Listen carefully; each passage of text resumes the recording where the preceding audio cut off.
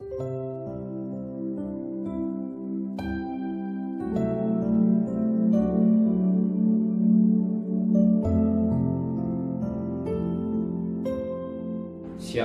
pagi.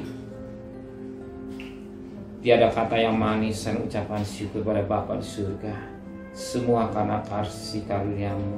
Dan karunia-Mu melimpah dalam hidup kami. Kami gunakan dengan baik untuk mengadakan mesbah keluarga, mesbah pribadi. Kami boleh naikkan pujian kepada Bapa di surga.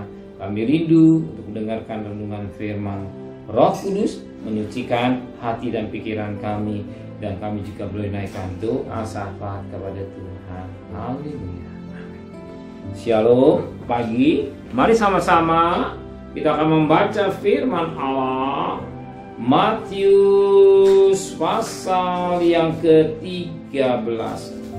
Matius pasal yang ke-13 ayat yang ke-31 sampai ayat 35.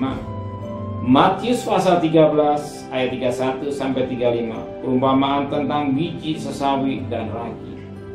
Yesus membentangkan suatu perumpamaan lain lagi kepada mereka.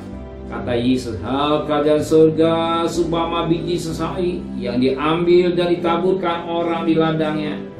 Memang biji itu yang paling kecil dari segala jenis benih.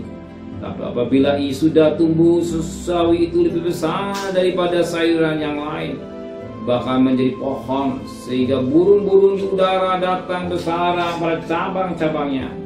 Dan ia akan menceritakan perumpamaan ini juga pada mereka. Hal kerajaan surga ini seumpama ragi yang diambil seorang perempuan dan diadukan ke dalam tepung terigu 3 sukat sampai kamil semuanya.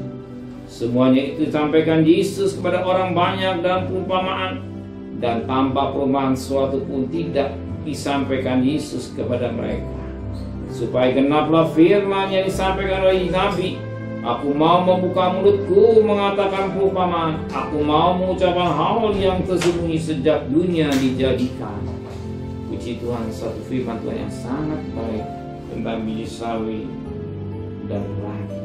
Tapi kita ambil satu berkat buat kita pagi hari ini. Perhatikan pada ayat ke-32. Memang biji sawi itu paling kecil dari segala jenis benih. Tapi apabila sudah tumbuh, sawi itu lebih besar daripada sayuran yang lain, bahkan menjadi pohon, sehingga burung-burung udara datang bersarang pada cabang-cabangnya pohon sawi itu.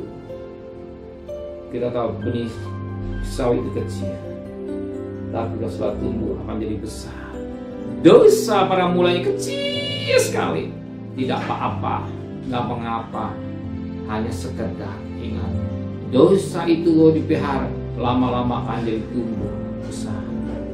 Kalau masih jadi kecambang, masih mudah, langsung dicabut. Tapi kalau sudah bertumbuh, berakar besar, sulit. Maka jangan kaget kalau orang sudah terikat dengan dosa, sulit untuk dicabut semuanya. Harus ada korban. Demikian juga waktu kita, Tuhan memberikan kesempatan kita. Betapa penting kita mereaksi diri kita, memperhatikan hidup kita, memperhatikan langkah hidup kita. Apa setiap hari kita sesuai dengan firman Allah. Dan kita tahu bahwa Roma 8:14 anak Allah hidup di Roh Kudus yang memimpin hidup saya dan saudara, supaya kita tidak main-main dosa. Satu ketika kita main dosa, kita dianggap biasa, dan tuh dosa itu kan berakar kuat dan bertumbuh. Dan kita lihat apa yang terjadi. Katakan ada burung-burung besar. Apa sarang itu? Ada besaran dosa yang menguasai dalam kehidupan manusia. Tapi kalau masih kecil, bisa selesai dengan baik. Angkat, cabut gambarnya.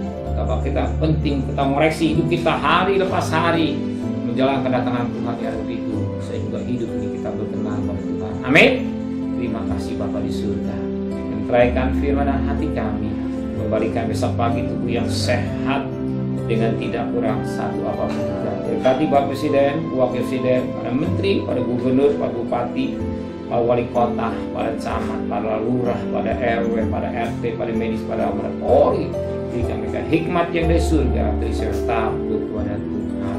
Saudara kita kasih, terimalah berkat nikmat dari Allah Bapa, cinta kasih sayang dari Tuhan Yesus Kristus, dan berkat Roh Kudus menyertai saudara, hari ini sampai Maranatha, Tuhan datang.